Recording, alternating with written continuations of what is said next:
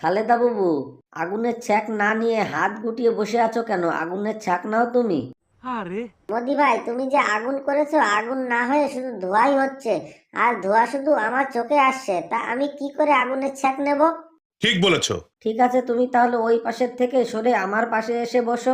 দেখো, আমার দিকে একটু ধোঁয়া আসছে না। তুমি যার পাশে বসে আছো সে হয়তো রাস্তায় মতে, তার জন্য ওই দিকেই সব ধোঁয়া যাচ্ছে।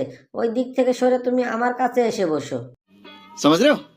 আরে মোদি ভাই, তুমি উল্টো পাল্টা কথা বলো কেন? আমি কোথায় রাস্তায় মতি?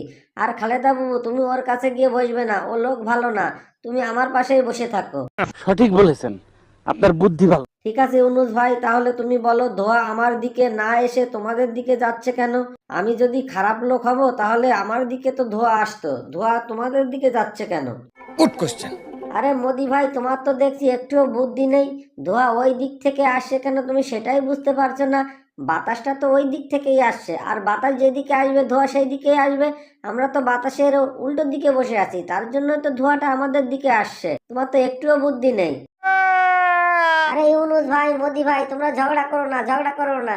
ঠিক আছে, তোমাদের দুইজনের মাঝখানে এসে আমি বসছি। তোমরা একটু আগুনটা ঠিক করে জ্বালানোর চেষ্টা করো। একদম ধোঁয়া হচ্ছে, আগুনে জোর নেই। আর আমি তোমাদের মাঝখানে এসে বসছি, বসে আমি আগুনের ছ্যাক নিচ্ছি। তোমরা দুইজন এখন একটু চুপচাপ করে আগুনটা ভালো করে জ্বালাও তো দেখি।